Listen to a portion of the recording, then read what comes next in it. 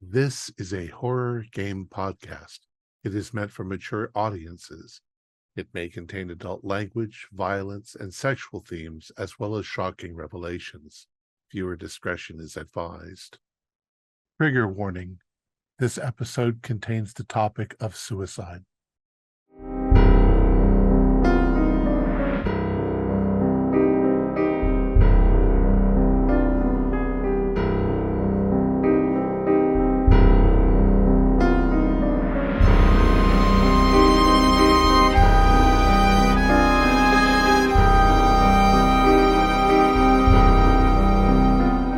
Greetings, fellow investigators, and welcome to our video podcast, Into the Darkness, where my friends and I are playing the Call of Cthulhu role-playing game. I'm your host, Thom Raley. Tonight, we are going back a little farther than our usual adventure to the Gaslight era. The scenario is Loki's Gift. It was written by Chris Lackey and Mike Mason, and it's available from Chaos. Keith Craig is the keeper of arcane lore, and this is episode 1. Before we start, I am happy to say that your donations have kept us going for nearly 9 years. Our deepest thanks to all of our patrons. If you would like to show us your appreciation, there is a QR code right over there. I think that way. And that will take you to our Patreon page. $1 or $2 a month helps us a lot. It's all we're asking. Thank you very much. And now, with that out of the way, let's begin our journey into the darkness. Keith? All right. Thank you. So as Thom said, we're traveling back to 1896 London. It is Thursday, October 8th. In the evening, a heavy rain is coming down. 5 days ago, Lord Richard Gladstone's son, Charles, took an unfortunate tumble from the third-story balcony of his father's estate in London. Yesterday, Charles was laid to rest, and this morning, Lord Gladstone sent a request to you, his fellow members of the White's Gentlemen's Club, that he was wanting to discuss an issue with you, and he'd request that you maybe keep it private for out of respect for your friendship and for his family. So as you arrive at his estate, we'll have each of you introduce yourselves, and we'll start with Florian Buckman. You're muted.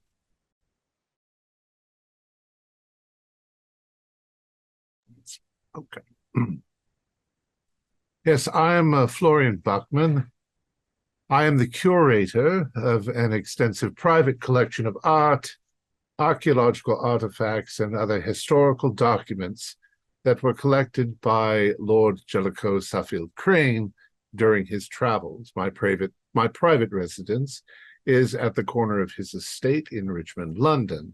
He is seldom home, and he is currently in the Far East. I am currently a solid and upstanding member of the White's Gentlemen Club, and I am respected for the depth of my knowledge. Very nice. And then Sir Edward. Sir Edward Armstrong is heir to his family's textile empire, and as a gentleman has lived a mostly comfortable and naive life. Despite this, he is an excellent conversationalist and knowledgeable in music and history. He enjoys some fox hunting at his country estate in Derbyshire. Edward is a short but handsome and well-dressed man, slight potbelly, and a glorious pair of mutton chops. Nice. Gordon? Yes, I am playing Gordon Underhill. I was born in a small northern village, Sheffield, and I was orphaned at a young age. It's something that I keep very, very close to my chest, but can be found out. It's not exactly a secret. He was able to escape from that system and getting locked into child labor and was able to make his way to London, where he has slowly worked his way up the organization of Lord Gladstone. And he is now considered a trusted confidant and protege of the Lord Gladstone, who appreciates his ability to get some difficult to acquire items without causing too much of a fuss. He's known to the White Gentleman Club as someone who can get things done, can grease the wheels a little bit, and make sure that things run smoothly when it comes to business transactions. Lovely. Archibald. I am Archibald Lovell. I go by Archie mostly. I am born and raised in London. I am a prominent artist with a noted post-impressionist style. So when I'm not in London raising hell, I tend to be in Paris. So for now, I'm in London, and I have a little bit of notoriety in the club as somebody who's a little bit of a hellion. So Nice. And finally, Blake. Yes, I'm Blake Walpole, not of the landed gentry. My family has made its money fairly recently. My father is a banker and a painfully respectable fellow whom I embarrass frequently, as I'm a bit of a libertine and an avant-gardist when it comes to the plays that I produce and put on, somewhat influenced by the French pataphysician Alfred Jarry. Can't ticket sales necessarily are inexpensive because I'm not exactly a crowd pleaser, but I like to think that some of the brighter members of the audience come away with a fragment of some enlightenment. Excellent. All right. So your carriages arrive in the neighborhood of Kensington. Lord Gladstone's house is a 4-story building, and you see waiting right by the door his butler, who you know as a Walter Morris. He smiles when you sees you, and he opens the door and he goes, so good of you to come in. Yes, yes. May I take your overcoats? Yes, yes, of course. By all means, my good man. Yes. Well, I will make sure that they get dried off and are ready for you when the time to leave comes. Very good. Goes, if you give me just a second, I will take you upstairs to see the master. He is expecting you. Well, gentlemen, how have you all been? Doing well? oh well, I myself am fine, if not for the recent events. It's a bit of a shame Quite about poor tragic. Charles. Do we know if it's altogether an accident, or does anyone know if he'd been despondent about something? Failed delivery? Youth are temperamental. I mean, Fickle throwing creatures. oneself off the third story is something that, comes to a man from time to time, but I don't know if. No, Maybe he was under the- never mind. I'll never understand you romantic types. Maybe he was. You business types, there's these little things that us humans experience called emotions. I don't know if you've heard of them, but they're quite spectacular, I'd say. Yes, and we know easily exploitable. I feel emotions every day. In fact, Yes, this talk but is we starting to make me we feel a bit control them. heated. Yes, we control. I think that's because you're still wearing a coat. How much do you bundle up, Sir Armstrong? Well, I like to keep myself warm. Well, and it also Yes, makes that's myself look more muscular, if I'm being honest. It's quite apparent. I wish Lord Gladstone had better taste. Oh well, shall we go? Yep. And about that time, you see Morris come back around. And he's like going, "Please follow me, gentlemen." And he takes you to a grand staircase. as you go up to the first floor, you see there is one door open. You see a young woman in there, probably maybe 18, 19 years of age. She her eyes are a little puffy, looks like she's been crying, and she kind of looks at you and then looks back down at her diary that she was keeping. And Morris continues taking you up to the second floor, and he knocks, and you hear a voice. He's like, "Come in, Morris."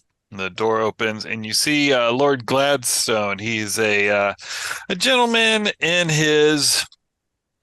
Where is he? How old is he? He is in his late 50s.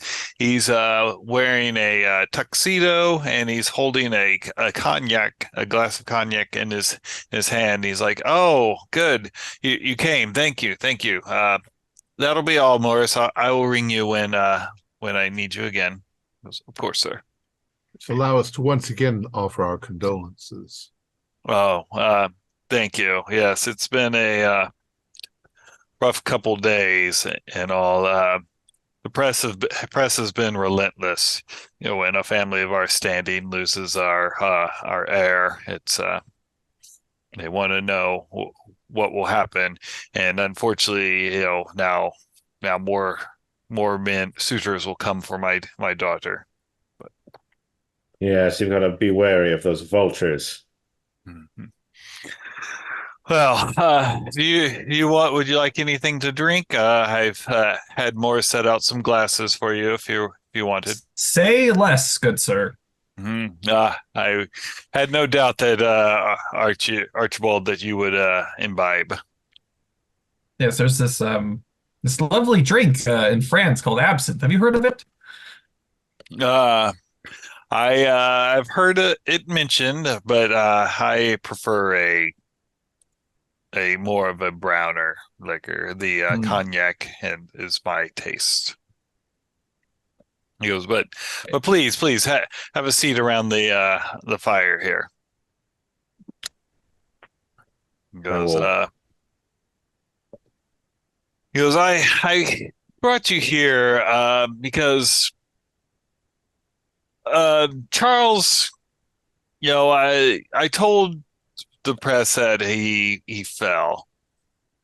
He goes, but he threw himself from the balcony, and I don't understand. I mean, he was always a thoughtful, kind, sensitive man.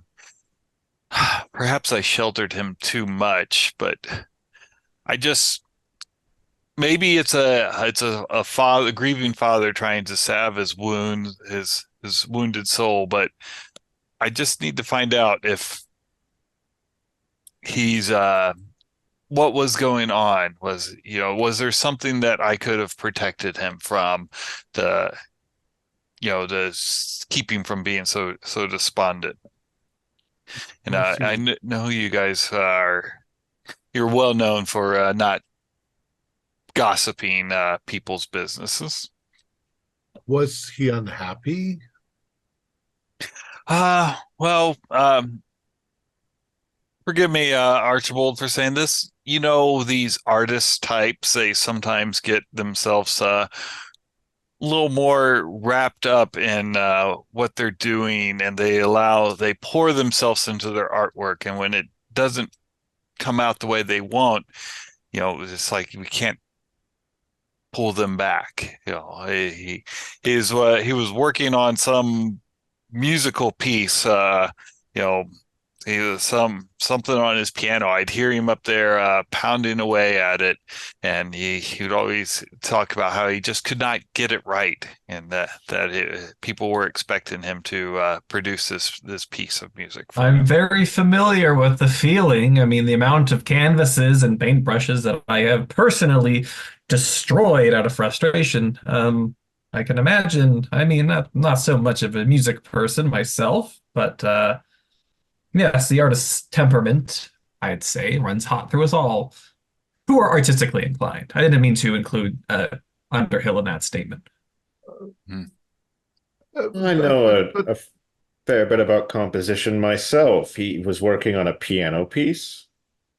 Yes, yes. I mean, not Archibald. Charles was quite gifted with the piano. Like, and you see him kind of get a little pride in his face. He's like, why he performed a self-composed piece when he was but 12 years old, and he received an ovation for it. I was so proud of him. I thought maybe he would be the next Mozart. Interesting. Well, someone like Mozart was gifted to the point of being able to compose entire pieces in his head and write them down finished. At least that's what the legend of him is. But for people like Ludwig von Beethoven, it took him 9 years to write his Fifth Symphony. So I hope that he wasn't simply discouraged because he was having difficulty in writing a piece of music. Sometimes it takes a decade. Yeah. Well, I don't know on that. I just miss hearing him play. And this next part's maybe a little shocking if you are for a family, but he was also hanging out with some bohemian types. He got involved with an actress, a Margaret Cornwall, which is why I invited you, Mr. Walpole. I thought maybe you might be able to look into this. She was 10 years older than him, and frankly quite experienced in the ways of the world. I did not approve of this match. I could only have judged that from your tone and face. Yeah, I must admit, Lord Gladstone, my first thought was that, however difficult he was finding his creative output, that often in the case when a young man falls into despair, there's a romantic involvement of some kind as a part of it. Surely, although you didn't approve of the liaison, he didn't intend to marry an actress, so it was simply an affair of the heart. I don't know. He would not talk to me about it because I told him that she was a Scarlet Woman and that his deceased mother would not approve, and that it was insulting to her memory for him to be running around with someone like that. Keeper, what is the chance that I actually know Margaret? Give me we'll just go with luck. Nope. Nope. Not of my acquaintance. 72. Yeah. You've heard of her, but you don't know her personally. She's probably a professional, and therefore, I tend to deal with younger, up-and-coming and experimental artistes rather than women who have been on the stage for some years. Yeah. Mr. Buckman? Well, I was just thinking that was the woman, perhaps extorting money from him, or Scarlet women do sell their trade. If she was, I did not know of it, but that could have been one of the things that would have made him desperate. I don't know. Did he profess love for her? Was it unrequited love? My son and I weren't close where we would have discussed matters of the heart. Well, we'll have to. You want us to look into it?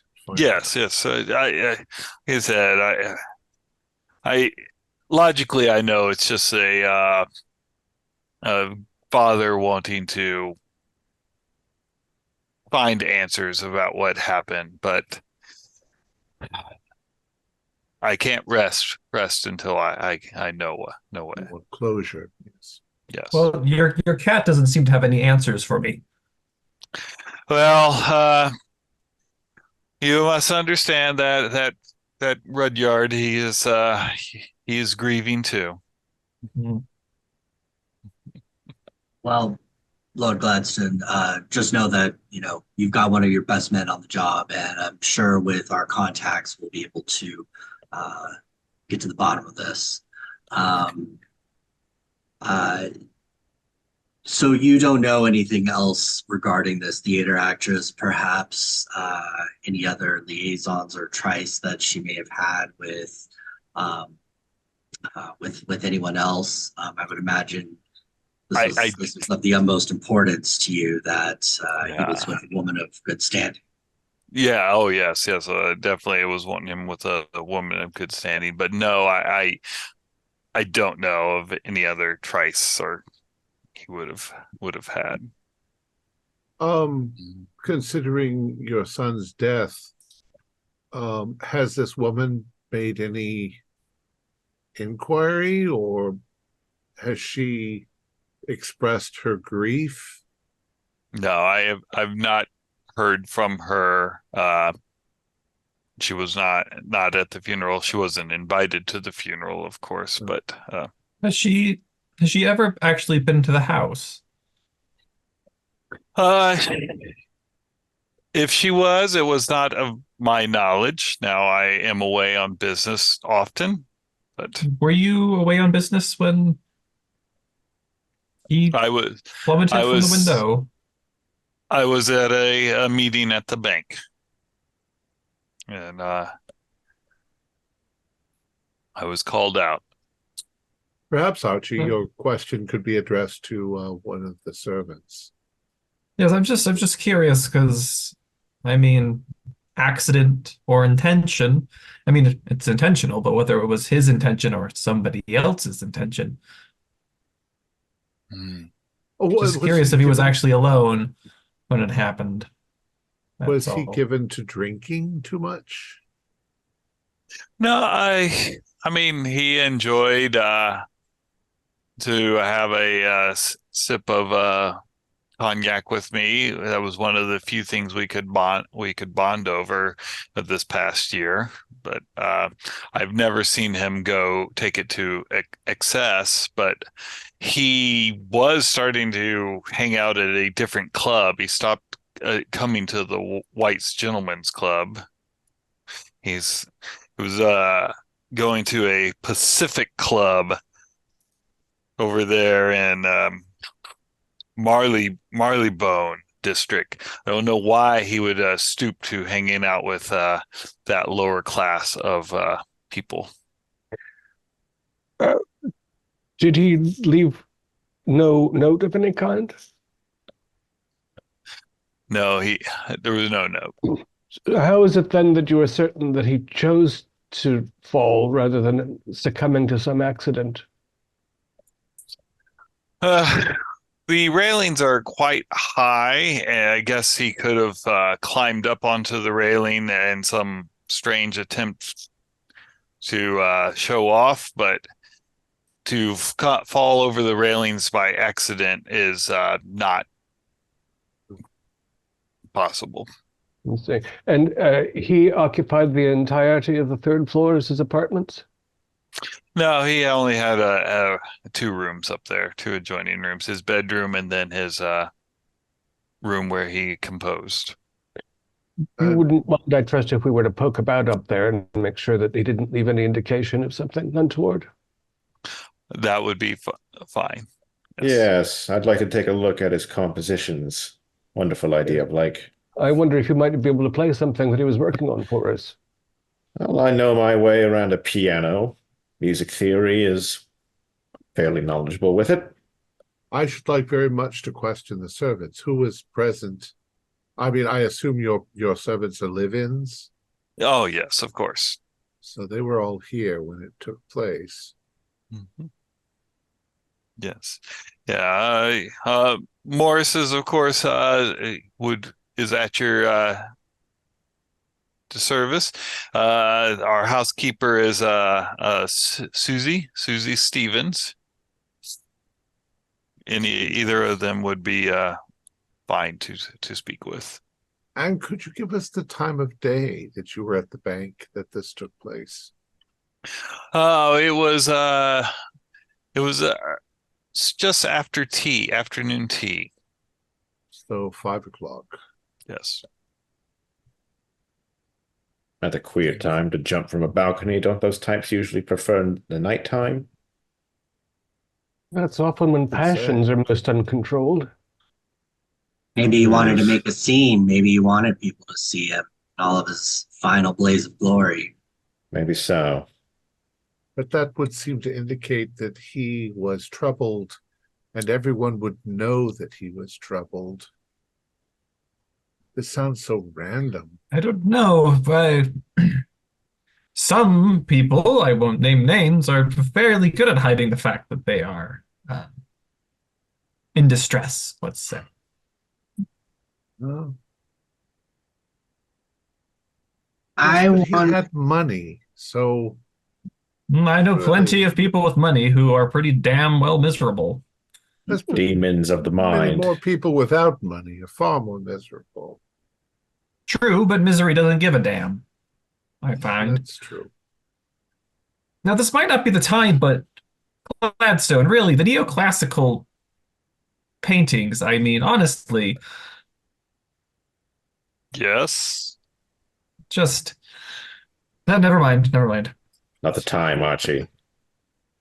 It's never the right time. No, it is not. That was my dear Aubrey picked those out. How long ago, Lord Gladstone, if I may ask, was it that your wife passed? Oh, she passed shortly after giving birth to our daughter, Catherine. And I'm sure she's taking it very poorly, dear. One does look up to an older brother, I understand. Oh, yes. She is putting on a brave face, but at night I hear her cry. Hopefully she was not in the residence when he fell. She was. Oh dear. Rather ghastly sight to Well, see here. if she's filling up to it, maybe she'd be somebody to talk to at some point if she heard anything. Not that reliving it through the questioning might be a little difficult for her, but she might give us some insight about what led up to Yes, the jump. Charles, go over in a courtyard or onto the public way? It was into the, and he kind of like, you got the little shudder in his voice. He's like, it was into the street. Awful business. So probably no one in the household was aware until there was a general hue and cry of the public. Yeah. From what I understand, it was there was a knock at the door and a police officer. Mm. Awful business. Well, Gladstone, perhaps I'll think of something else that you can answer, but at the moment, I think I'll go up. Which stairwell is it? Oh, it is the one to the left. The servants use one to the right. Very good, sir. I hope that we can alleviate some of your uncertainty. We'll certainly endeavor to. Thank you. Thank you, Lord. I'd like to speak with Susie. Susie, the housekeeper. Yes. Okay. That's kind of what I was getting to. Yep. So when he kind of rings and Morris comes to get you, and he could help direct you throughout the house. So, Susie I'll take you to meet her. I'll have her meet you down in the library downstairs. Wonderful, thank you, Morris. I'm going to ask Susie the same thing, but did you notice any change in young Master Charles in the days prior to his untimely demise? Well, he had been occupied working on a composition, And a week ago, he received a letter, and he was did not speak after that. He became quite despondent. Oh my goodness. Do you happen to remember who sent this letter? Uh, I don't. It wasn't a name I recognized, and I just passed it on immediately to Master Charles. I see. Was it postmarked from London, as far as you Yeah, remember? I believe so. We'll have to see if we can find that letter. Yeah. Thank you, Morris. That was quite helpful. Oh, he brings you down to the library. Where were Edward, Archibald, and Blake going?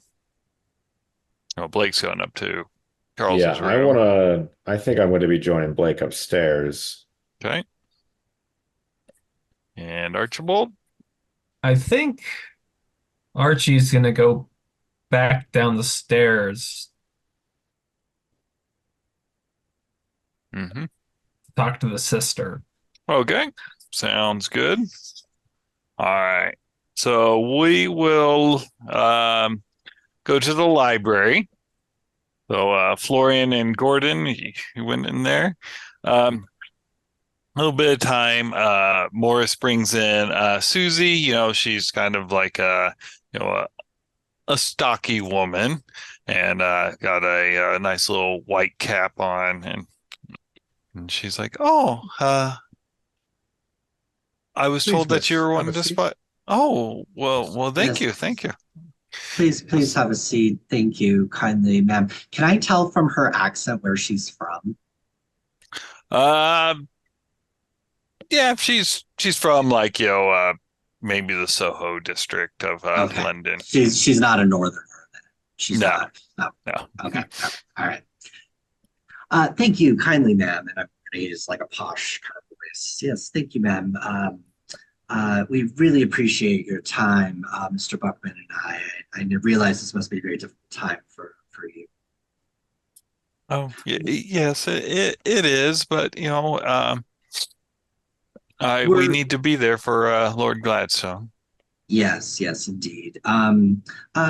Morris, would you grab us a spot of tea, please? Madam, I'm wondering if you could tell me, did you notice any changes in young Master Charles's demeanor over the past few days? Oh, We heard he, from Morris that he received a letter and became um, quite overcome with emotion. oh, I mean, if Morris says he received a letter, then he would have. I don't handle the mail, you understand. But yes, he was quite upset. I thought it was because of that woman wasn't coming around anymore. I hadn't seen her in about a month.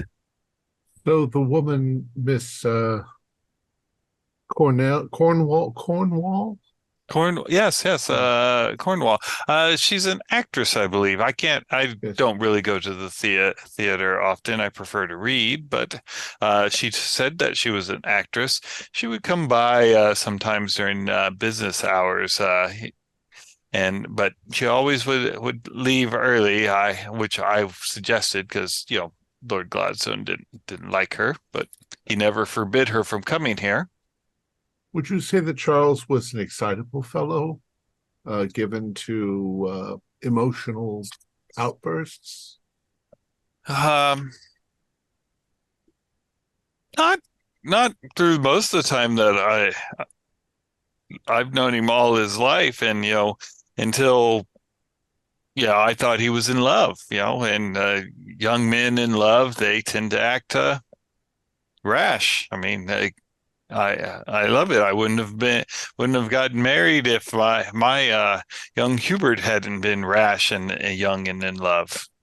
You say Miss Cornwall stopped coming around. Yeah, yeah, Do you think, she did. do you think that it was that their relationship was now over?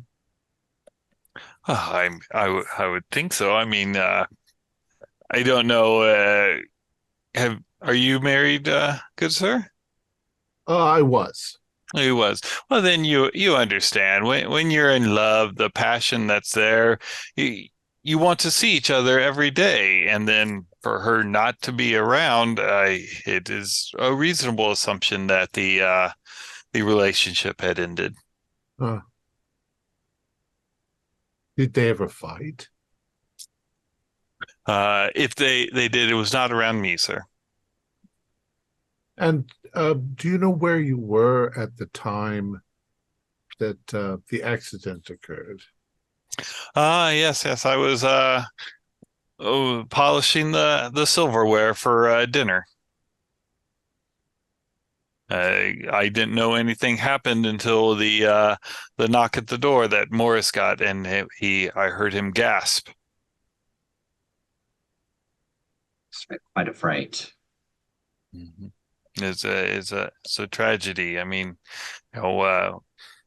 can't. What was Lord Gladstone to lose your oldest son? I mean, children should not die before their parents. It's not natural.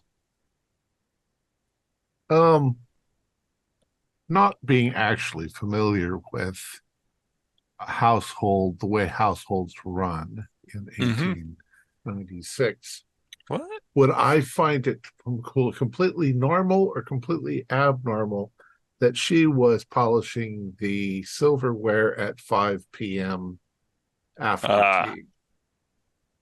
I was trying to portray it as normal, as a Okay. normal thing. Yeah. All right. So, yeah. Mm-hmm. So, cool. Trying to be clever. All right. All right.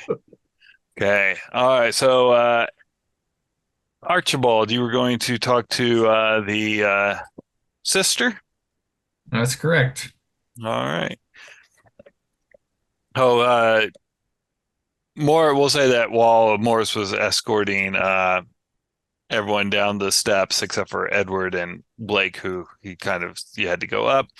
On the first floor, he pointed out, he's like, the room where you saw the young woman. He's like going,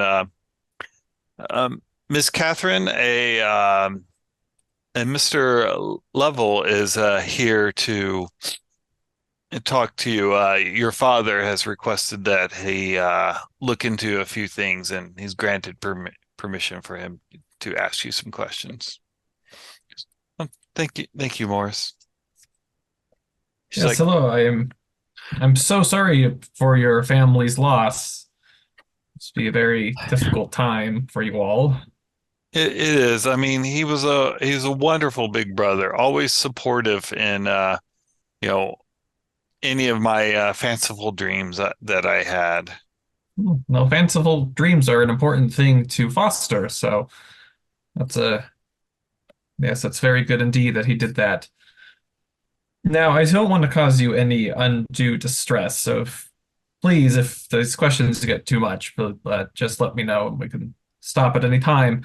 We're just trying to figure out how your brother was doing of late, if you've noticed any sudden changes in his demeanor or any alterations, anything that occurred in his life that he maybe wouldn't tell your father about, that he might have confided in you. He's like, Um, yes, you promised not to tell my father about oh, this. I don't want to despoil Charles's memory. Uh, so Charles was always a kind and thoughtful soul, a little sensitive, but that's better than being cold-hearted. But the past year, he I don't know if he felt confined by father's rules and his dream of Charles becoming following him into the business of banking. He started hanging out with these other musicians and artists, and I think they were having a bad influence on him. I, he would he would gamble. He would often talk about his money losses that he would have. would carouse around, and he would bring he started dating this older woman who was experienced in the world. Hmm. It's just it's so easy for your friends to sometimes take you to places that you didn't think you were going. That's true. As an artist, I can vouch for our unorthodox and unstable ways. How long ago did he get mixed up in all of this, would you say? Months ago? A year ago? Um, I'd say, he about a year ago he started really getting into the hanging out with artists and others. He said he grew bored of the White's Gentlemen's Club, that some of the people there were just too stuffy. I can kind of feel what he means. Um, how long has he been having this, been seeing this older liaison of his? Oh, that began about 3 months ago is when I remember her coming around. Yes, it was around the time that the former colonies celebrate their independence. Mm, I see. For some that the slight hesitation and double checking of a note makes me feel like that span of time is important somehow.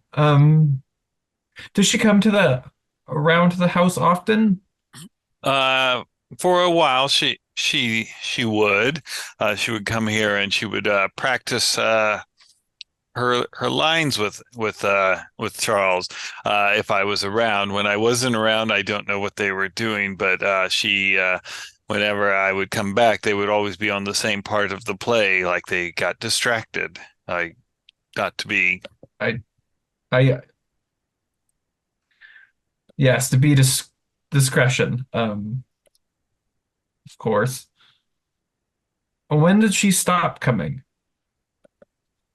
Oh, um, it was about last I saw her was in early September. She uh she was no more in here, and I figured that Charles broke it off, or she broke it off with him, and he poured himself into his music. Okay. Now his music generally, I mean, do you hear him play? I mean, pianos aren't the most quiet instruments designed by humanity, so was there an alteration in the type of music that he was playing? Oh yes, of most. Before, it was to be your I'm not a musician, but it was lovely. It was nice to sit outside his the door and work on my embroidery while he was playing. But his last piece he was working on, it almost hurt my ears to hear it. Like the notes didn't mix properly. And I told him This that I didn't want to listen to it anymore, and I wouldn't go up to listen to his work. It's a very discordant then. And Yes, that's a good word. this discordant music began around the same time that his friend stopped coming around. Um, yeah, it was about then. That you say, yes. Maybe a week or overlap or gap. I can't quite remember, but But fairly close then. yes, She yes. stopped coming around, and then sometime after that, he started to play this peculiar music. Yeah, that's a accurate statement, sir.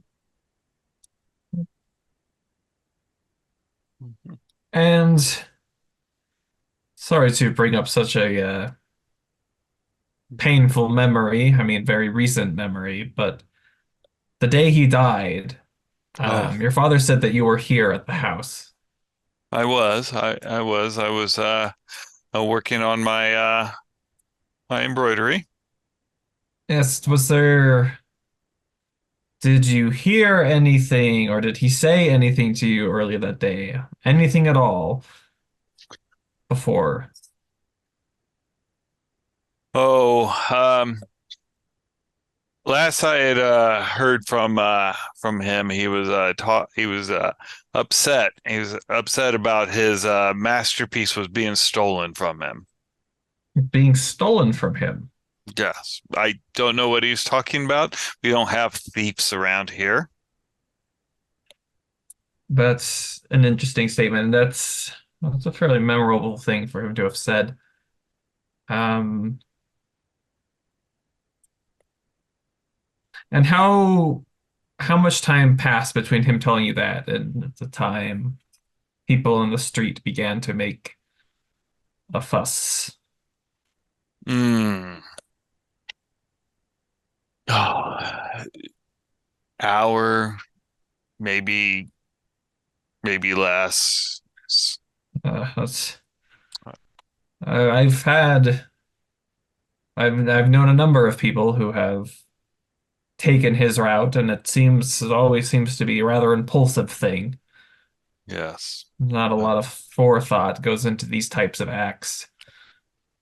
Again, thank you for Oh, talking with me, and my deepest condolences to you and yours. no, thank you. He's like, I just know he'd been fine if he hadn't met that woman. That's that's something I know quite well. Anyway,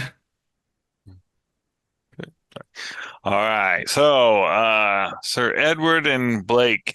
Uh, Charles' rooms, it's located on the second floor, and this is English, so ground floor, first floor, second floor. When you come into there, in the bedroom, he has like some paper spread across the bed. In the sitting room, there's a grand piano, and there are more papers kind of spread around the bench on the piano. And you can see that they all have musical notation on all these papers. Picking one or two of them up, does he date his work as he transcribes it? There is not a date on it. Well, Dave. Sir Edward, I suggest he's most likely to have on the piano what he was working on most recently. If you can sight read, I'd be very curious to hear what he was up to. It might even indicate something about his mood. I'm going to poke about and see if he's got a diary or correspondence. Might Okay. shed some light. Okay. Yes, I'll give it a shot, see what I can decipher from his scrawl. All right. So when you the one that's up on the piano, you see it's entitled Loki's Gift, and you can give me art craft music or piano, whichever type of you have in their subset, as long as it's related to music. Okay, cutting it close, but 48 under 50 is a success. Okay. All right. So, looking at it and kind of interpreting it, it doesn't. The time structure, the time signature keeps changing. From measure to measure. A lot of the notes, it doesn't follow any of the diminished seven, major, minor keys. It looks to you like it'd be very, as Archibald described it, discordant and extremely complex to play, and then after you would put the work in, you're not sure it would be even pleasurable to the ear to hear. From what I can decipher of this, not only is this rather complex to do, but I don't think this is going to sound good at all. These chords, the constantly changing time signature, well, let's see what a sample of it is like. And I'm going to attempt to play like maybe just like the first like 6 to 8 measures, just as Okay. example. Like, I don't think it's going to sound good, but All right. You need to get a hard on your arts craft for this. No, that's just a straight up failure. Yeah, yeah, It's going to you're like, sound bad. it probably sounds better with you messing it up because you're not. So True. yeah, you're like, but you just know, okay, yeah, you're not there. Maybe you're playing in, 3/4, and then it shifts to 5/9 time or something, and you're just trying to keep up with the weird time structures is what was throwing you off there. No, this is very difficult to actually play. I mean, it's just so erratic. Mm. Hmm. It sounded rather as though that cat Rudyard had come up and was walking about on the piano keys. Yes, yes. Whatever his final work masterpiece was, he certainly was not was not doing a good job, I'd say. On the other hand, we are approaching the new century. Things are changing rapidly, styles and modes of expression. It might just be something that requires a virtuosic hand, or perhaps that's only part of the composition, and that's why it seems so irregular. Maybe so. My fingers are not nearly nimble enough to keep up with it as my mind can. Hmm. Let's look about, see if we can find any of this correspondence. Okay. All right. So both of you give me a spot hidden.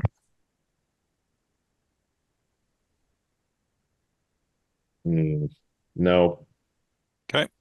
not a fumble. Regular only.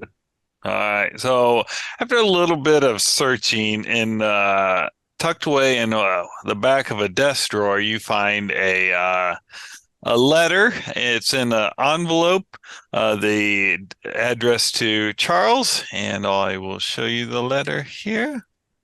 A return address as well? There is. Yeah. To the gentle Mr. Gladstone, I write this letter with the intention of introducing myself, and in regard to our collaboration together. My name is Daniel Ridley, and I am a reasonably accomplished composer in my own right. Chillingworth speaks very highly of you and your work, but is felt somewhat concerned about your well-being. He hopes that I can help you to finish the score to his play, Loki's Gift, within the next few weeks.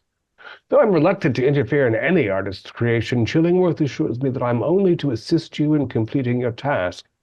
I look forward to meeting you in person and hope that together we can fully realize your vision. Yours, Daniel Ridley.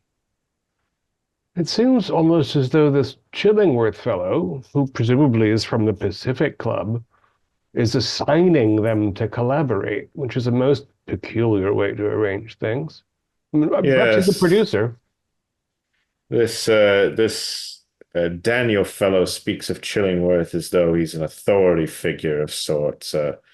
Seems, though, that this Loki's Gift is a play of sorts that they're working on. And this is the score to one of the scenes. Yeah. Do I know any of these names?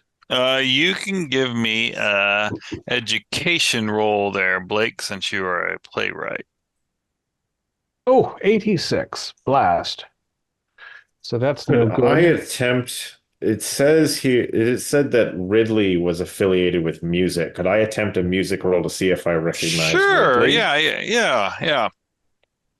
Oh my goodness. No. right. Because I have exactly 50 in the skill, that's not a fumble, but Okay, yeah. cutting it close with a Not 96. sure how it would rule a fumble for knowing someone. You've actually forgot him. How about the Pacific Club? Do I know that by reputation? Yeah, because you're looking at your credit, you have a lower credit rating. So, the Pacific Club is in the Marylebone district of London. And as Lord Gladstone implied, it's more for people, with a credit rating in the 50 to 60, not the people at up to 70 to 90 credit rating. So, It's a legitimate club, but it's not a gentleman's establishment. right. Yeah. Does it have an artistic reputation? It does not. Well, this can't. Oh, I don't know about the letter that upset him. Never mind. Um, and there was a return address from Ridley, so we know where in town he is. What sort of neighborhood is he from? Mm-hmm. He lives in Soho. Archie. Oh, that is a rather bohemian place. Quite. We might pay a call on him soon. Um, but certainly someone like Charles would have a diary or a journal or something where he wrote down in prose bits of inspiration or some such. Or there may be a script for this Loki's gift around, and that would perhaps suggest something. So let's keep nosing about. He's got paper everywhere. Yeah. With your successful spot hidden, you kind of look around and you don't find the paper that's everywhere. They look like they're, ideas for musical compositions. Pretty much it's all musical notation. Yeah. And regarding the place that he presumably jumped, that railing, and I'd like to have a look down at the street from there and okay, all of that. Yep. So when you get to the railing, it's one of those, made out of stone railing. It comes up to probably about, right about to where your breastbone would be. And so you can understand what Lord Gladstone said, to actually accidentally fall over this would be not really feasible. Yes, even if you were temporarily blinded and running about madly, you'd just bounce off a stone balustrade like this and bruise your breastbone. Yep. Even if he was inebriated, it would be pretty difficult. Yeah, because there's a reason you build stuff up that high, because you have to lift yourself up to fall over it.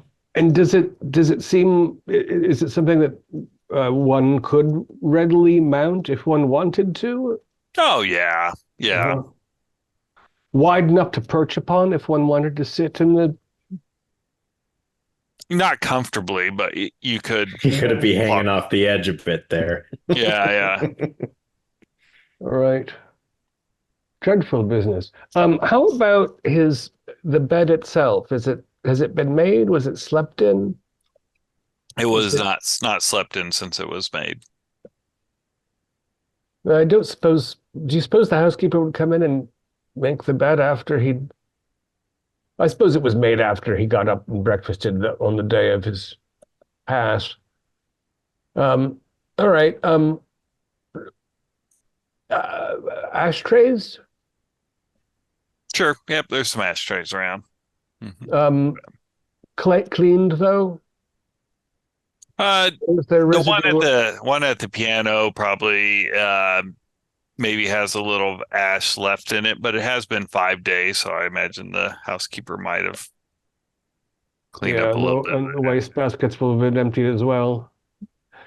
I'd like to see if he, if he'd been smoking opium or something else that would make his behavior erratic. But any indication of that might be gone. How about a bedside dresser? How are the drawers? What you would expect. Yeah. If he was smoking opium here, there's a whole set of equipment for that. You need that big pipe and all that. What about? Yeah. Could have been doing it with those bohemians. Does the bedside drawer contain French letters, as they are called?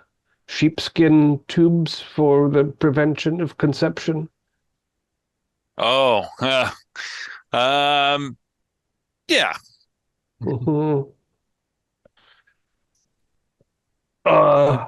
And there isn't, if the lady had left any garments behind, the staff would have cleared them away by now. Yeah.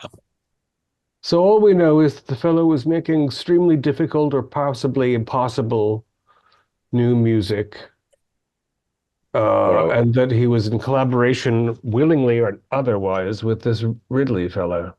Yes, and the music he was working on, his last work, was the soundtrack for this Loki's Gift play.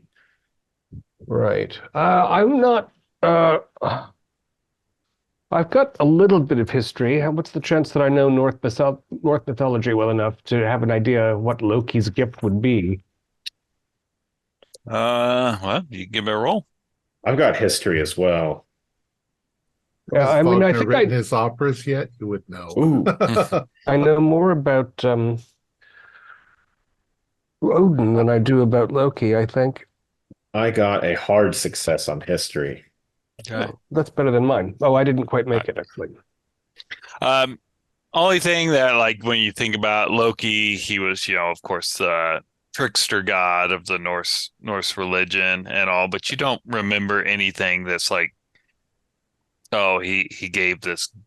There's no stories where it's highlight, oh, this is about the gift, and Yeah. so yeah.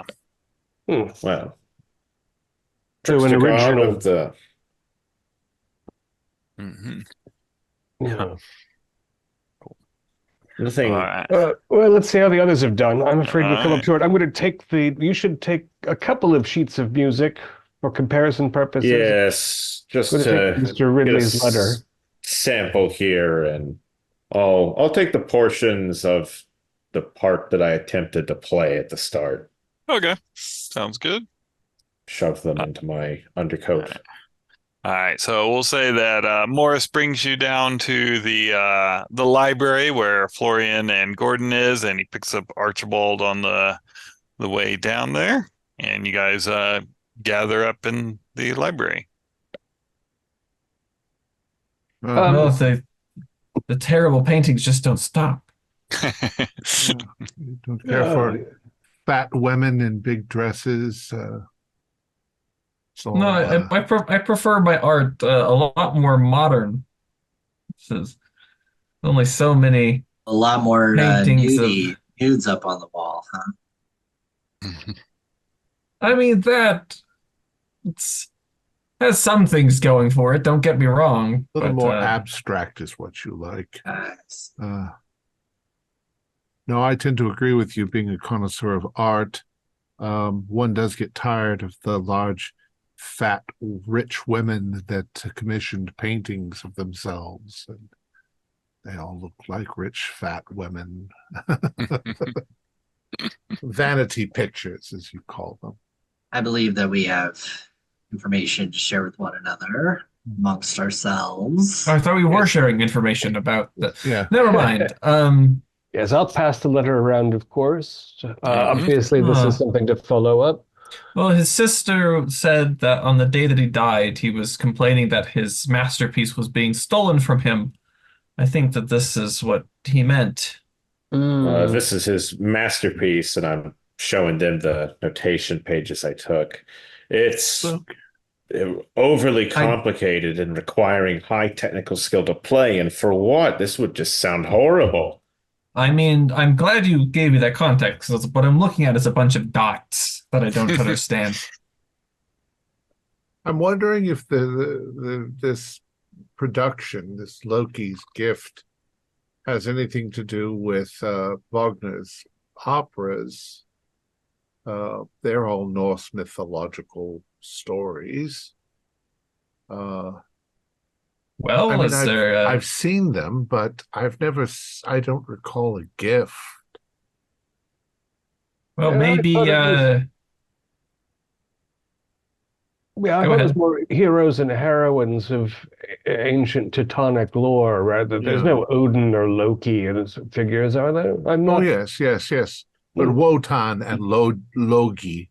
I is the way they're see. pronounced in the German.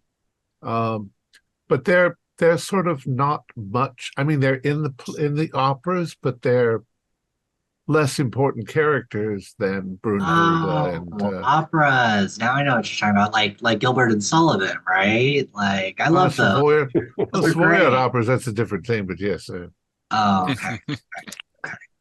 So I mean, A little bit more serious than what I'm used to. whatever Loki's gift is, the gift that's being referred to, it's not terribly important. I think what's more important is that he was working with these people. He met at the theater. He was been seeing a woman who works in the theaters, and As a musician, he was pressured to finish his work, pressured to the point where they were going to have somebody finish it for him. That's No. quite a distressing. If I was working on a piece for a gallery and they sent me a letter saying they're going to send another painter to finish it, well, there'd be hell to pay. Yes, no wonder he But was maddened to finish. It'd be a mark on his ego and pride. Have any of you heard him play, Charles? Yeah, probably at the club. You've known Lord Gladstone for a while. You might have had in a few years ago. He would have come up and played at the club on the piano. well, And was he remarkable, or was he just okay? He was good. I mean, he's never going to be probably known Right. throughout the history, but it was It's very just well. bothered me what Lord Gladstone said about him giving a concert at 12 years old and people telling him how amazing he was. It's never a good idea to tell a child things like that. You should encourage them to keep trying to do better their whole life. But I'm wondering if, like you say, Archie, the pressure got to him. Well, Yes. and if Catherine's reportage is correct, that his music changed from lovely to dissonant recently, it seems as though there's been this overall change. He met this Cornwall woman. She introduced him to a somewhat more bohemian, less elite group of people. He got involved in writing music for someone's play, and this Chillingworth person, who's perhaps some sort of producer, was leaning on him. But all of these pressures, I would think, would lead him to some sort of personal rebellion rather than ending himself. I mean, if his final and if it's his masterpiece, whatever we think of it, it's being taken from him, shouldn't he be shouting out to the world rather than climbing over a balustrade? Well, Might have Saying been it was if stolen from him. yeah, if it's easy for your sense of self to be caught up with the works that you produce, speaking from experience, if people don't receive your painting in the way that they should, it can feel like an attack directly on your person. Um, and if he was of the right temperament, I say right as just in the Yeah. if he was of a particular temperament, that kind of attack on his person, if he was already having some kind of turbulence in his romantic life, on top of now this great upheaval or rejection in his artistic life, and he feels alienated from his family, and particularly his father, Yeah. and all of his self-worth was bound up in these things, and they're all stripped away one by one by one. Well, the window, the balcony, the street. No. Keeper, we didn't really find much in the way of books in his room, did we? No. Is there a section of the library? Does the library look like the sort of thing that is purchased by a professional for a wealthy home, or does it look like it's got personal taste? The first one. Yeah. There isn't a section of books that stands out from the others. Yeah, no. We All nice we and don't leather even bound. we don't even know what the bloody play is about. Perhaps the play is about a musician that's really bad. Well, we do have the address of this Mr. Daniel Ridley right here. Yes, I don't know that it's Good place, the hour for a social call, but certainly the club will be open, and there might be more than one of them there. Yes, Ridley takes his meals at the club. He's more likely to be there than at home. it'd be unusual indeed for us to just suddenly go knocking. I could go for a club tonight. I think that could be rather interesting. Yeah, Might But need to he dress didn't- down a bit. he didn't already know Ridley. Ridley was introducing himself as a collaborator rather aggressively. This doesn't mean he's not a member of the club, but it's such an odd relationship. Hello, nice to meet you. I'll be helping you finish your piece for this play. Huh. And It's the if you're chilling not bit done, we're I'll after. take over. Yeah. Keeper, Let's see. Let's go down to the club and see if we can find this Chillingworth fellow. Also, we should see if there are any advertisements for production of Loki's gift. This is something that Yes. you've not heard of, Blake. The Pacific Club? No, the play. I No. mean, I thought you of all people would be up to the know about what's going on in the local theater scene. Particularly the slightly obscure and avant-garde one. Yes, it must be under wraps. London is a big city. There are always, scores and scores of productions going on. Um, Keeper, can I roll to see if I know anything about Club Pacifico just because of my kind of understanding of some of the members' needs? Perhaps it's a place to get, something clandestine. Uh, Can I roll to see if I know anything sure. about it? Yeah. What would be that roll against? A no roll is an education roll. Educational. Okay, cool. That is a pass, 37 to 55. The Pacific Club, what you've heard of it is that it is not one of there's no illegal dealings going on there, and it's kept nice and clean, but it's definitely it is a private club. It's not like Pete. No one can just walk in from the street and come in, and all you have to be invited. Do I know of any scandals involving this club? You do not. Mm-mm. All right. Well, gentlemen, there may be an entrance fee because we are not members.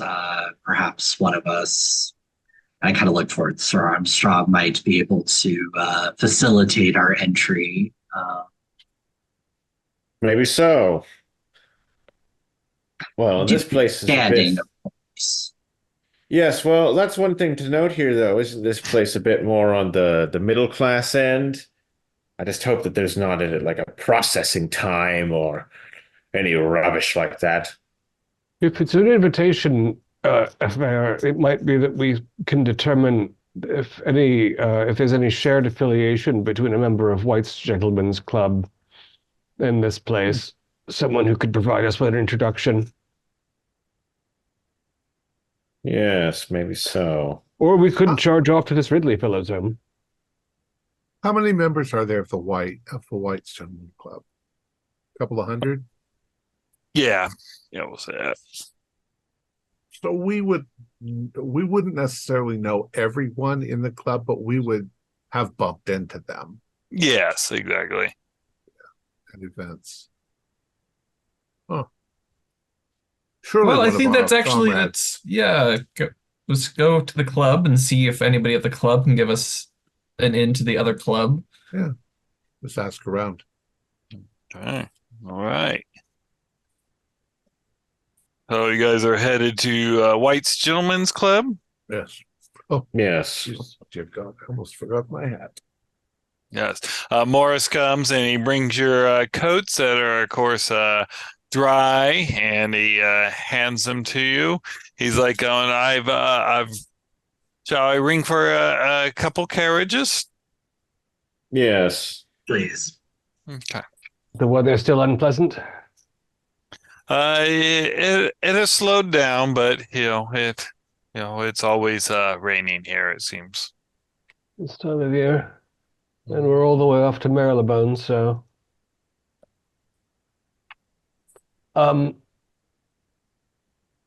how so Kensington obviously is upper crust. Mm-hmm. Is Marylebone in general a bit dicey, or is it just less grand? Just less grand. It's not like going into Whitechapel or Right. so. Yeah. Mm-hmm. Oh, but and where is White's? White's is in Kensington. Ah, so we Just don't a have long stone's far to throw. go at all. Yeah. Yes, I think 2 carriages will be ample. Maybe we can fit in one if we're don't mind being close. Whatever you wish, sir. So yeah. Well, carriage pulls up for you, and Morris thanks you. He's like going, and who's the last person to leave? I'll be. Okay. Which one? I'll do it. Okay. As you're headed out, Morris goes, now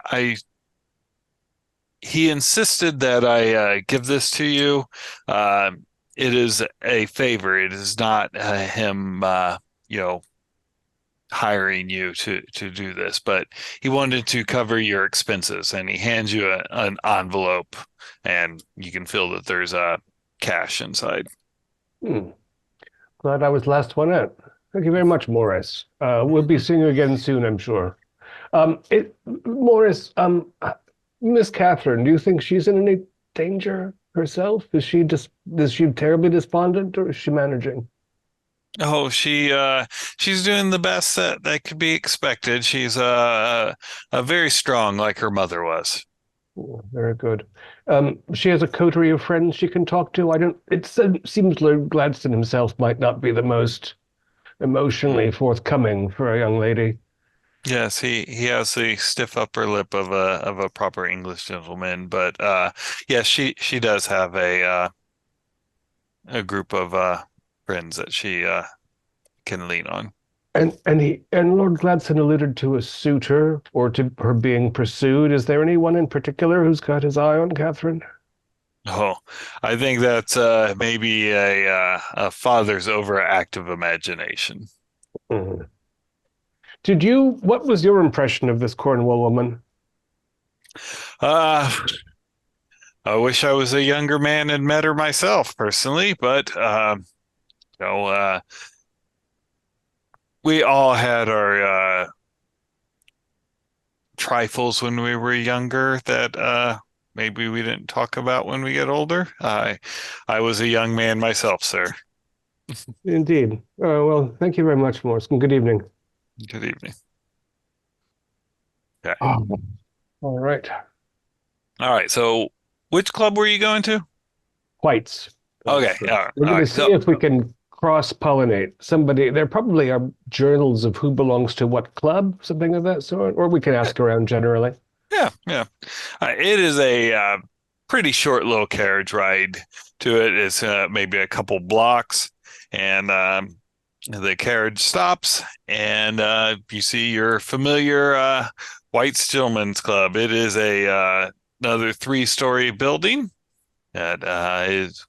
When you go in, you're greeted by the doorman, and it is quite opulent.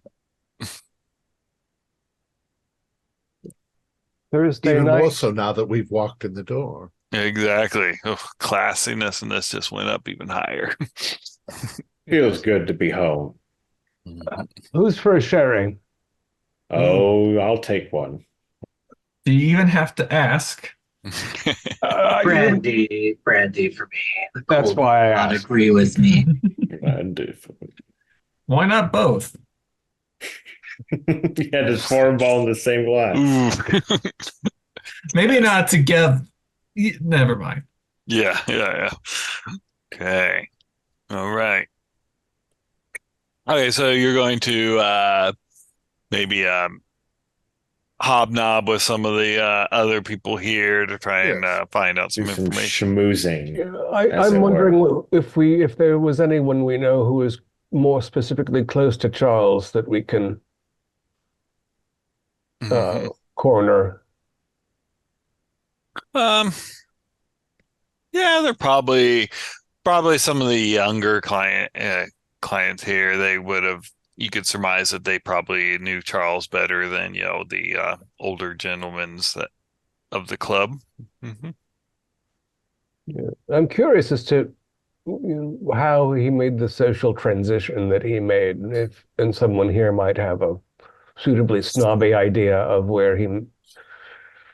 Although actually that might be more Florian or Sir Edward's approach. since I'm on the closer to the Pacific Club side of things, an inquiry for them. Yes, I can go and ask around the gentry. Okay. All right. So you're going to what are you trying to find out? Essentially, just trying to, making small talk with people and Hmm. just like, you ever heard of this Pacific Club or anyone that goes there, or how you go about getting invitations, as well as, Hmm. questions about this actress as well, Miss Cornwall. Oh, yeah. So when he asked around, one of the guys, while he's maybe shooting some snooker, he's like going, "Oh, the Pacific Club." He's like, "Oh, that's a newer club on there. They've popped up in the past couple years and all that. Some mysterious benefactor purchased it and set it up. I don't know anyone that goes to it. I went by one time and the doorman was dreadfully rude. Needs a good lesson in how to treat proper gentlemen of the city." I So they say, think they're better than us, do they? for a Yeah. club in such an area to be so exclusive is a bit unusual. And a mysterious benefactor, you say? It's rather odd. Uh, yeah, it could be that they have they're just they know that they're not as good at us, and that to establish a mystery around it, and it puffs up their ego. Oh. Or they do think they're better than us. So either way, who cares what people like that think? Do you know anybody else in our club, that might have association with them?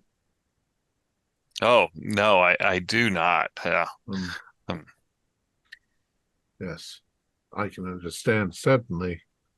Uh, hmm. Well, there's been a bit of a nasty business, which we can't exactly explain, but we're trying to find out what's behind it all. oh, well, it sounds like almost a little a detective story going on. I mean, it's a little bit of distraction from the your life. Sounds exciting. We've been asked by a friend, yes. Bit Oh, I've of I also see. asked for discretion, so we're not at liberty to discuss that, but we're trying to find a way in Hmm. to continue. If you hear of anybody who brings it up, send them our way. Oh, of course I will. Yeah. Takes a sip of the drink. Is there anyone in the club that we know of who perhaps we don't entirely associate with, who's a little more of the bohemian? So maybe they Mm. might the know party animals. the party animals or the esoteric order of Dagon people. Yeah. Those seem like good people to ask about, the actress Margaret Cornwall Right. as well, at So, least in our immediate environment. okay. But we don't So, want to give too much away. right. Yes, we're just going to say, oh, we've heard of this actress involved in some kind of, but not mention There are Probably. Charles. there are people here that are maybe not, hey, I'm a stuffy banker and all, but hey, I'm the child of the stuffy Yeah. banker, and they tend to be a little bit more rebellious. We probably all turn our noses up a little when we say actress. Mhm. Actors. All right, so you're going to ask around about Cromwell with maybe they're in the room playing cards. The little bit more Is it Cromwell or Cornwall? Cornwall. Yes, Cornwall. Probably Yes, have a big painting of Cromwell. Yeah. I immediately changed my notes. Yeah, the card playing bohemian sorts are, I think, more my Mhm. tone. Yes, I say, Blake, come along. Quite. Uh, uh,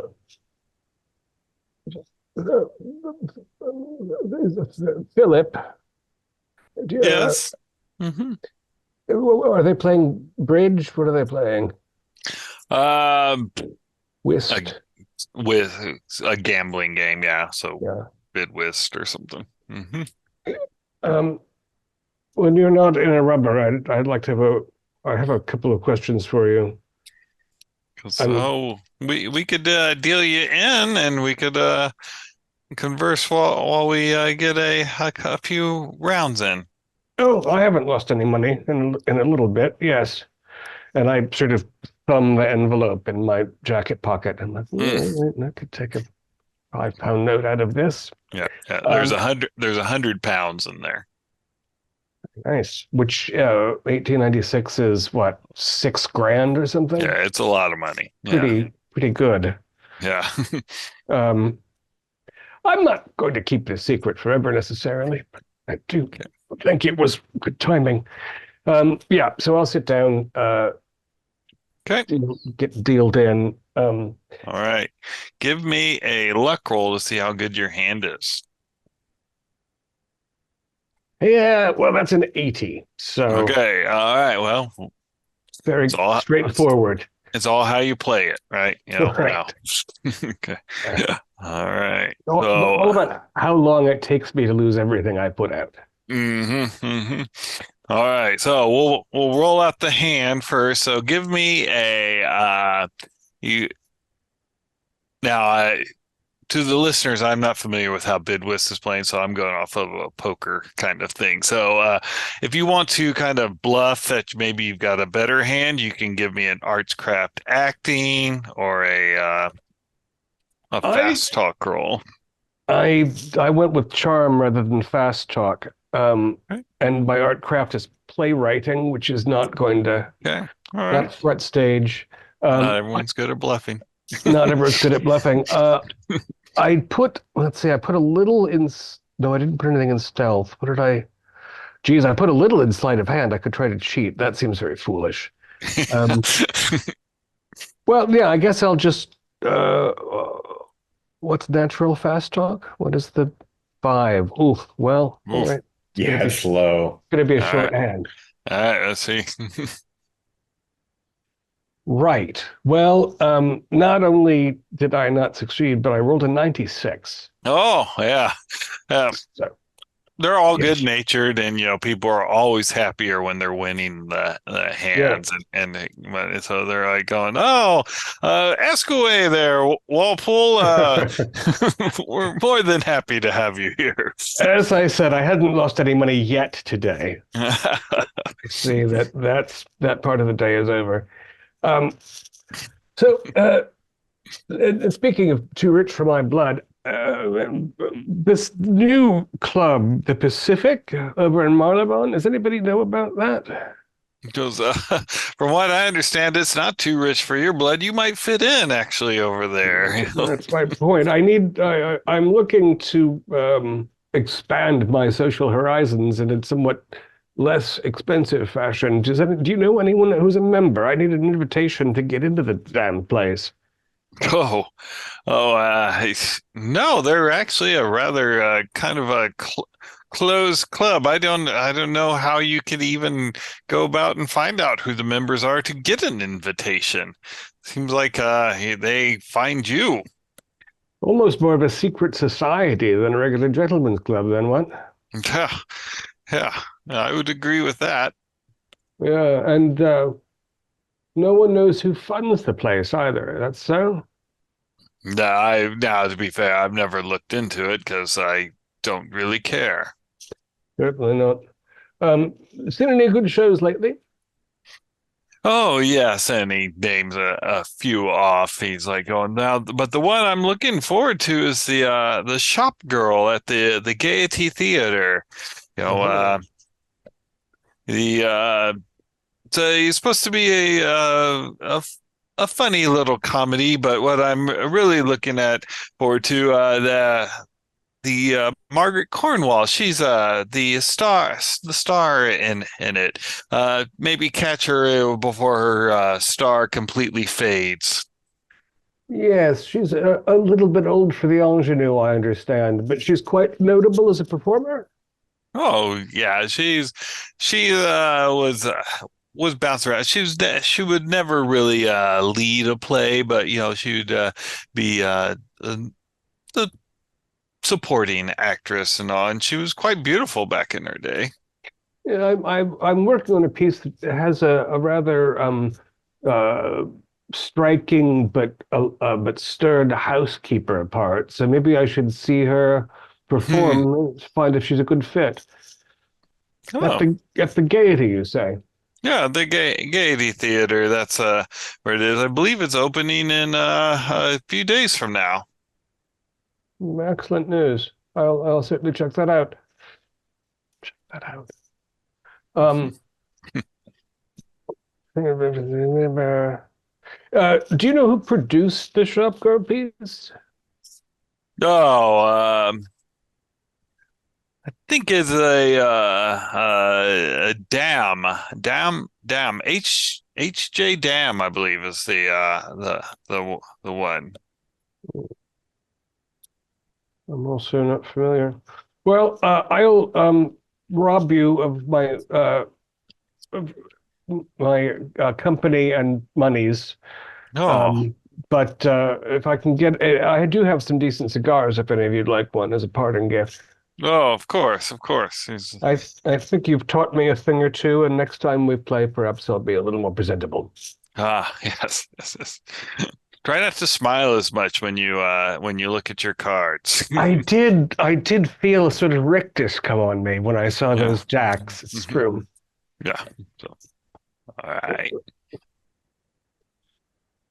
So, anyone else want to chit chat around? I think I need to investigate my fourth class.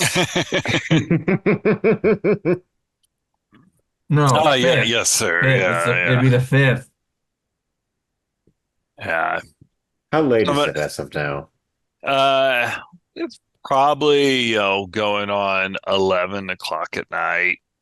It's been dark. It's October in England, so it's been dark for several hours. So Yes, definitely time for the fourth, whatever it is. Mhm. It's time for that. You see some other people. They kind of look over at Archibald and they get the kind of as usual, going to be sleeping here tonight.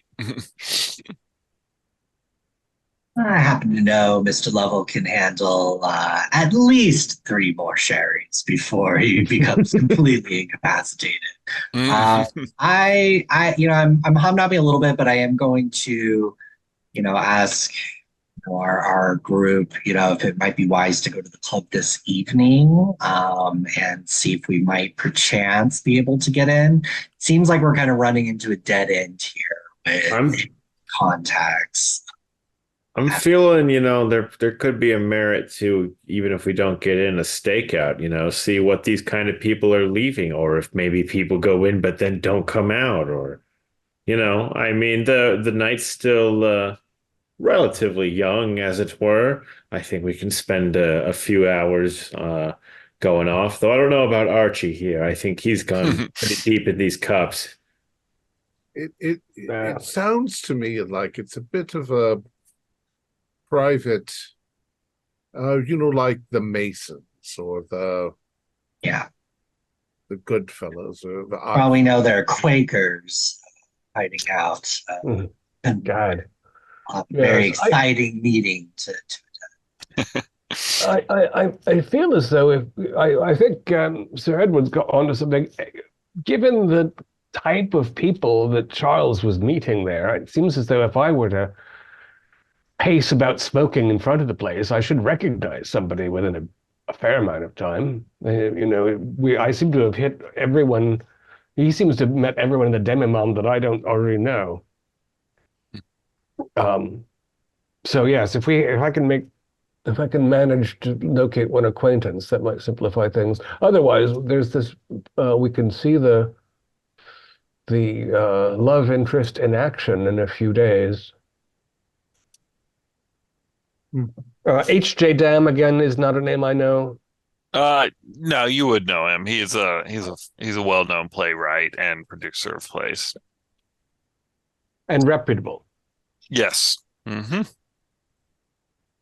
Right. So we have that. But yeah, anybody who feels like a carriage off to Marylebone, we can see at least what the place looks like. Mysterious benefactor starting a Yes, that's slightly. a rather. I mean, I I feel like guess- gentlemen's clubs are usually founded by a group of friends who have some money to rent or buy or build. Or a fellow that has a rather large sum of money and wants his name attached to it then and there. Not very often that they want to remain in the shadows as an individual. Yeah. At least not if you're on the up and up. Well, perhaps it's a class thing. He doesn't want to. Maybe. Mummy Yeah. won't let him invest in an actual upper class theater, so he has to keep it on the down low. Whatever. It sounds interesting. It sounds like fun. Don't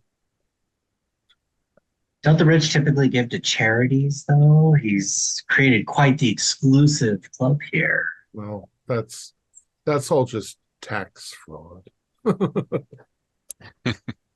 Listen, if they have sherry at the Pacifica, we should go because the servers started hiding from me again. I hate when he does that. I Do you thought you were where do more they into the go? I more think into the we're all green gonna ferry, have. aren't you? If they had it here, I mean, and when This you is come why- with me next time to Paris, you'll see what I mean. More of a continental option. All right. We'll ask the doorman to call a carriage. Okay. Trot up to Marylebone. Right. All right, so the carriage ride, it takes a little bit of time to get there. You have to pass through Notting Hill as you go travel to the northeast. But you get into Marylebone, and it pulls up onto Milton Street, and you see this two-story building, and the windows, the curtains are pulled on it, but you can see there's light, coming through the curtains, but they just don't want it open out to the street. And there's some steps up to a front door. Oh, that was a little bit of a dizzying ride. Yes, Oh, and you there's- only evacuated your bowels once on the trip. How lucky we are. I recall no such occurrence. Dear God. The slanderous lie.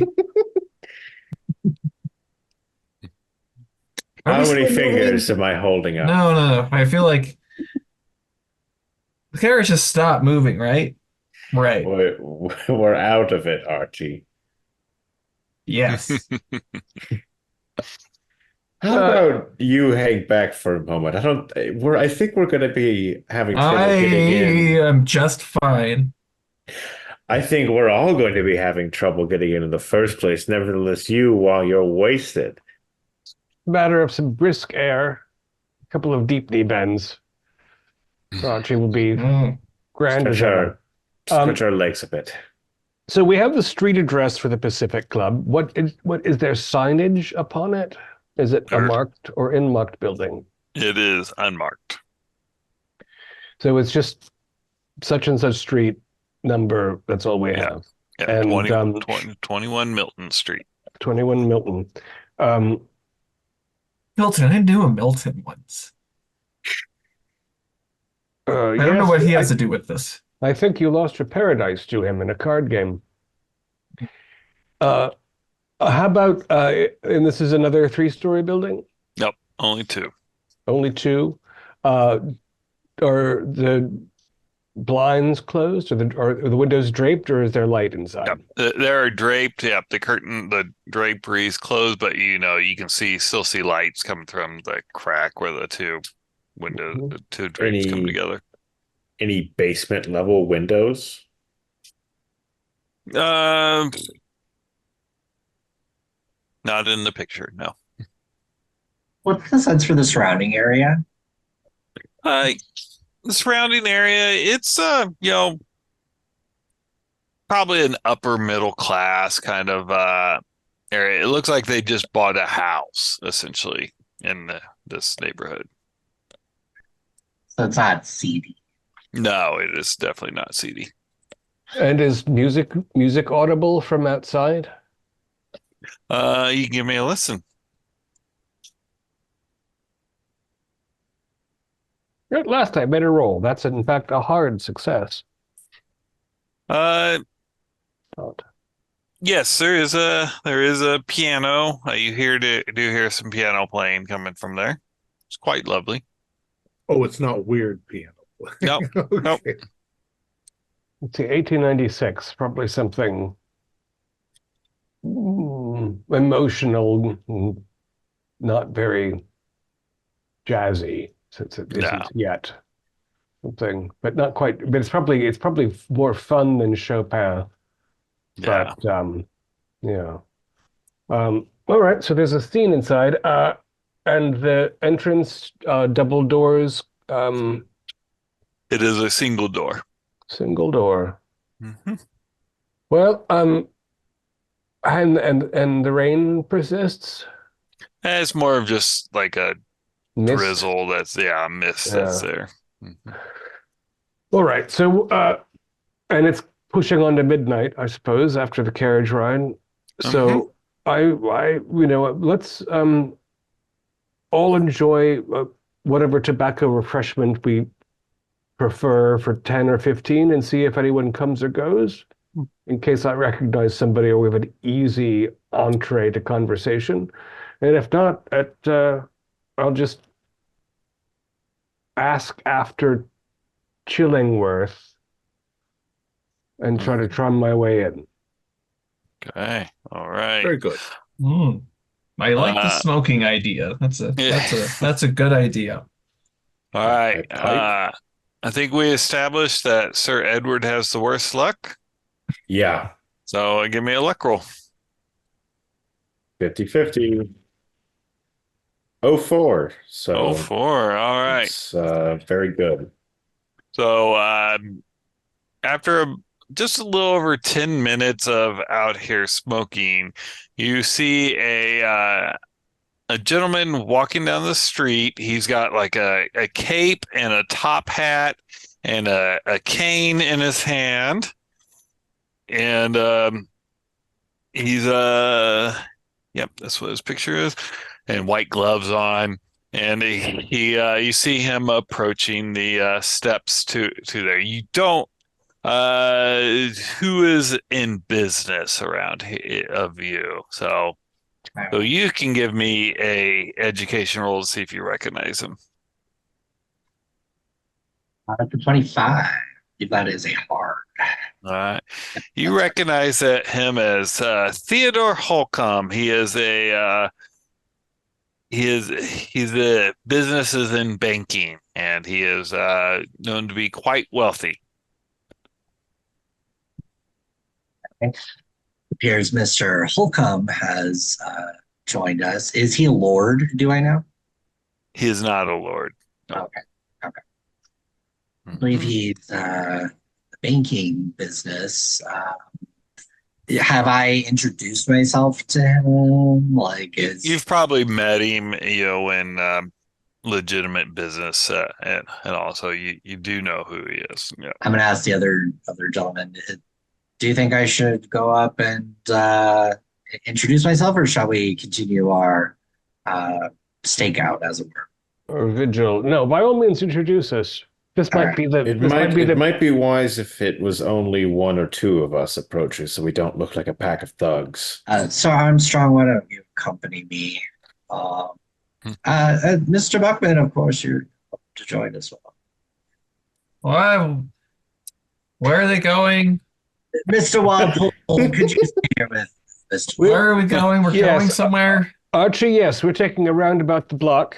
It's Oh, good for the Constitution. so I've heard.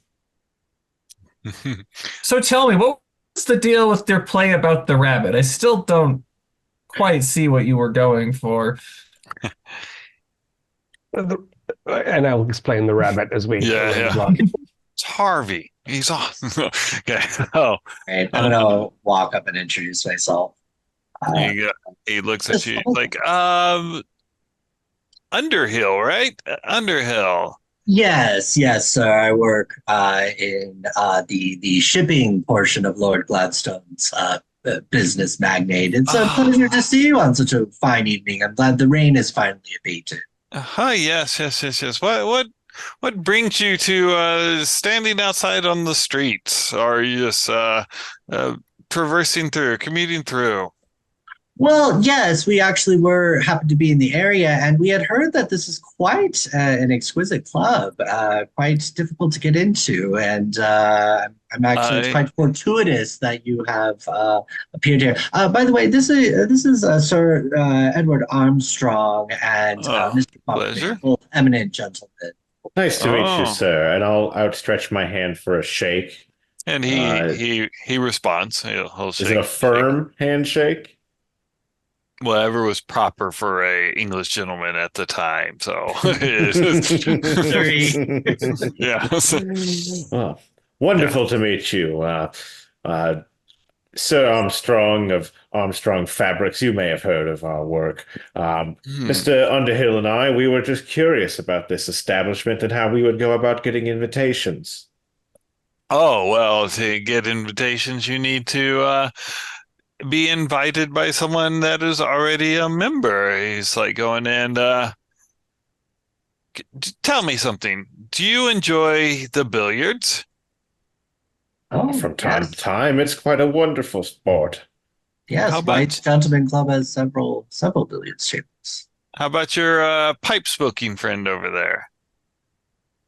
Oh yes, of course, billiards. He goes, Mr. Off my own stick. I have one too. He holds up his cane. He's like going, well, shall we make a game of it? We could play partners. Certainly. He's like going, well, then come with me. Maybe if you make a good impression, I can sponsor an invite. So, yeah, and much obliged. Do we want to take this opportunity to potentially get the others in on this as well, or is it just us three going to go in? If we beat his ass, we might be able to have more leverage. Yeah, let's just go with this for now. See if we can make this impression, and then we've got these other fellows. Okay, all right. So he climbs up the steps. He opens it. Inside, you can hear the din of voices and people talking. He comes up and there's a gentleman standing at like a podium, kind of, and he's got like a book in front of him. He looks up. He goes, Mr. Holcomb, and guess he's like. Yes, Michael. These are my friends. This is a Mr. Underhill. I'm Armstrong, if I remember correctly. Yes, Sir Armstrong. And I'm sorry, Mr. Buckman. Mr. Buckman. They will be accompanying me to the billiards room. It's like, and the doorman goes, "Of course, Mr. Holcomb." He's going to eat us, isn't he? Yeah. You guys made backups, right? No, just kidding. Exactly. All right, so you guys go on, yeah, the billion. All right, so Blake and Archibald, you guys finish your circle.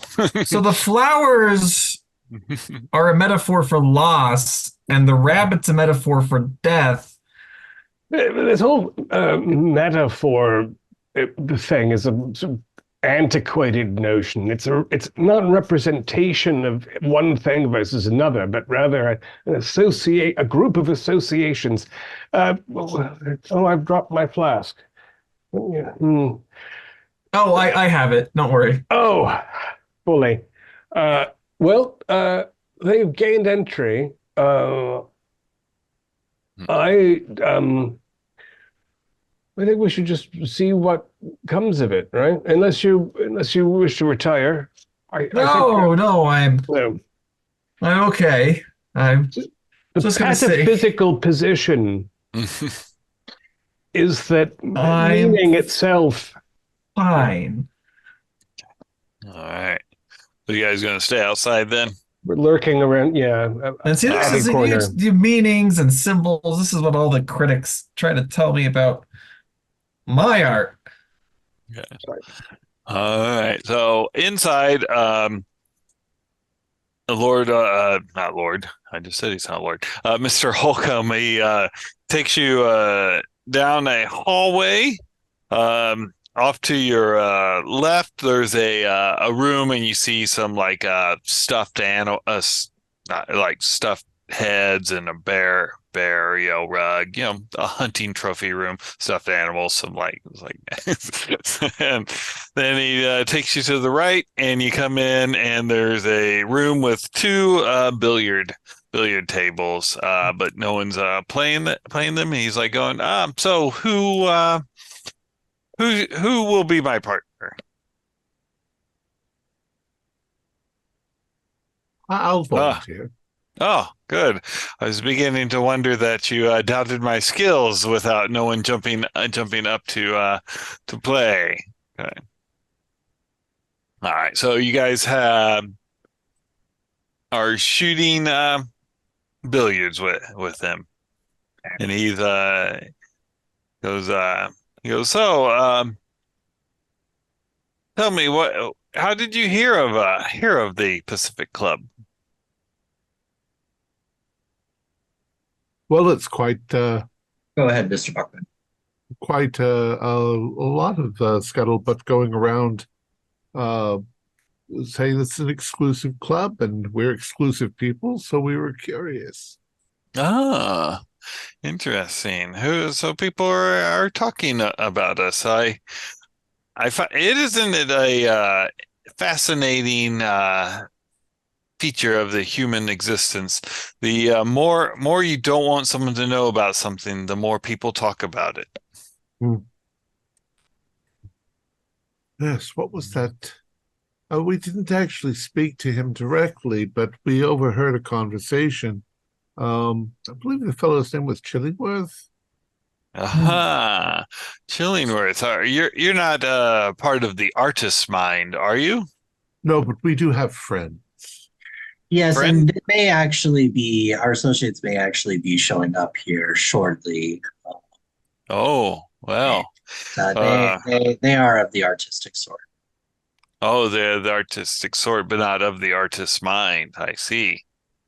I wouldn't say that. Unfortunately, I belong to neither of those categories, so I don't know if I'm quite the judge for that sort of thing. If I by believe the we artist's, are.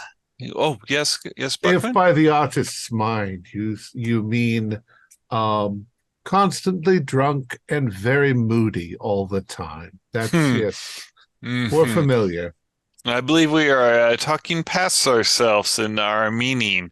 The artist's mind is Chillingworth's group of hanger-oners that he has. That's what they call themselves. And I thought maybe that's what you were when you were talking about it. I thought you were saying a metaphor.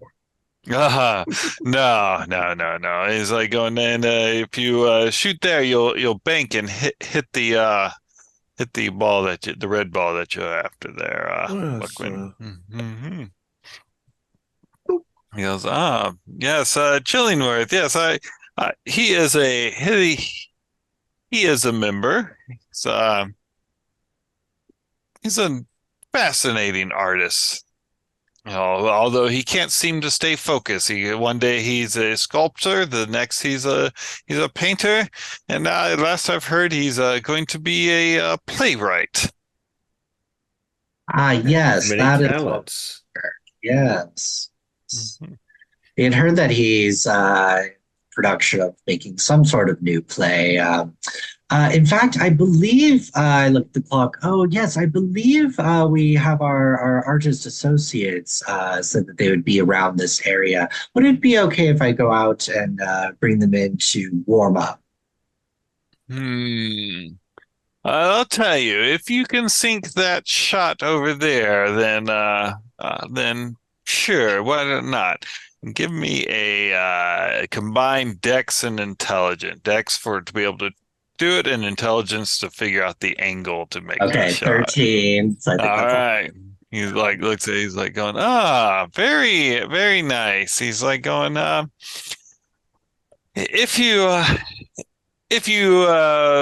want to bring them in, sure, have them tell Michael that I said it was okay, and that should smooth over any difficulties that he might give.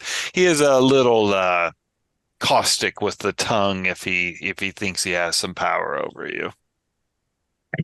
Oh, yes, of course. And I'm used to kind of placating Richfield. So I'm like, oh yes, of course, of course. And I'll go out to the foyer and alert Michael that I'm securing some associates of mine. Okay. Oh, he looks up. He's like, "Oh, so tell me, Mr. Buckman, what are some of your passions in your life?" Well, I've always been passionate about art and antiquities. I currently am employed by Lord Jellicoe Suffield Crane to curate his collection of artifacts and books and pieces of art. Oh. Do you find that sometimes the art that you curate, that it holds more meaning than just a surface opinion would have? Well, I mean, he's got quite a good taste in art. Um, he's gone through different periods, biblical art, and then some of the more dramatic pieces. Currently, he's been sending me things for his collection from a Dutch painter who passed away about 9, maybe 10 years ago, Van Gogh. It's in the impressionistic style, maybe even expressionistic style. At first, when I looked at it, I thought that it was quite random and haphazard, but it gets inside of you. The more you look at it, the more you realize that the artist was brilliant, absolutely brilliant. Yes. Does he get older pieces like from antiquity? Oh, yes, yes. He's got quite a few Egyptian, Greek, some things from Mesopotamia. He's currently traveling in the Far East, so I'm expecting Buddha statues and Shiva Lingam and things like that to come trickling in soon.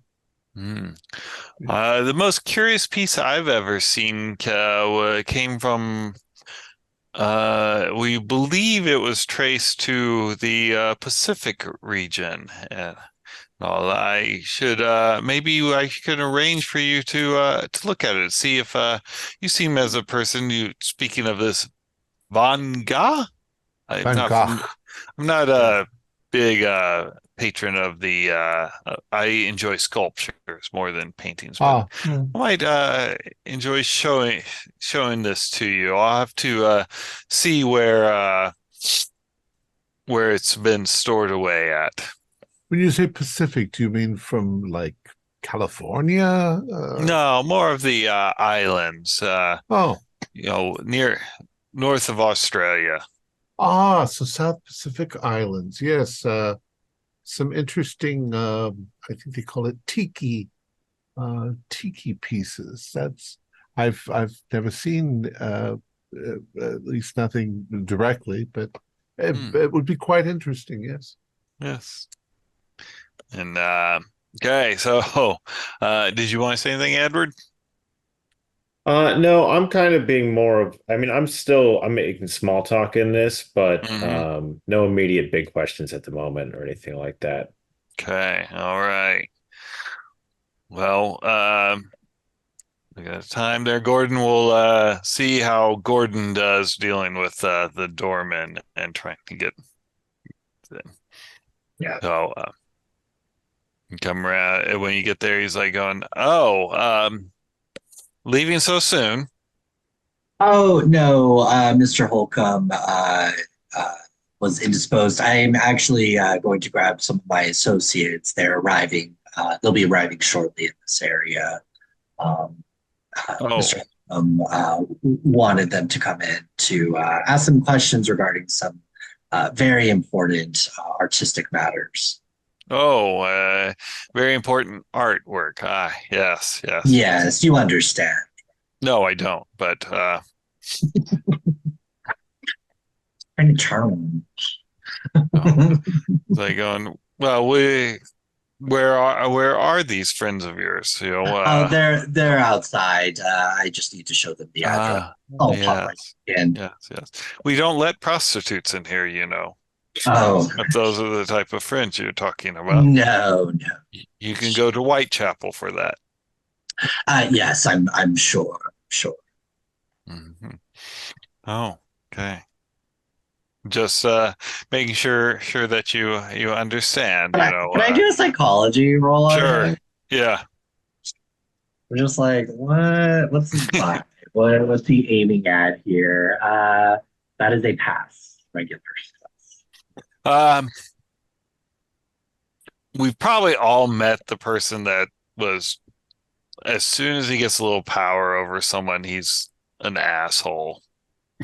Yeah, that's your impression of this guy, is that? Yeah, I'm gonna slip him like 10 pounds and say, here you go, be a good lad and fetch my umbrella, please. Oh, I kind of catch his power play there. Yeah. oh, of course. It's like going, the cheap one? No, the Louis Vuitton there. Oh, okay. Yes. And gets he's like going, sorry, I was just making assumptions. Yes, indeed. What did you say your name was? Michael Robbins, sir. I just give him, and I walk out. Sorry. Yeah. So when the sister appears in the third scene of the second act, is that a dream or is she a ghost? She's a rabbit flower sister. It's a synergistic idea.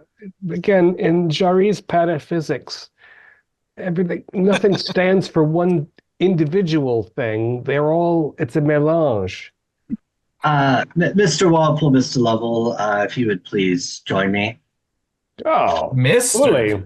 Oh, wow.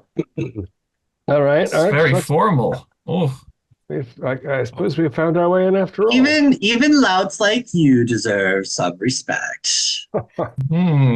Archibald. Okay. Well, I'm glad that the Emperor Lout himself has deemed me worthy. Being a Mr. Lout. All right. So you guys come in. When you come in, Michael looks up and he's like going, you're friends, I see. Did one of them fall off the back of a carriage into a cask of wine? No, I did not fall off. I dove head first, damn you. Yes, Perhaps you would be more happy over in the Whitechapel. They like people like that, like you over there. I tend to be quite liked wherever I go. I'm sure that you do. He's like going, but here we tend to expect you to be kind to us. There, you can just give them money and they treat you kind.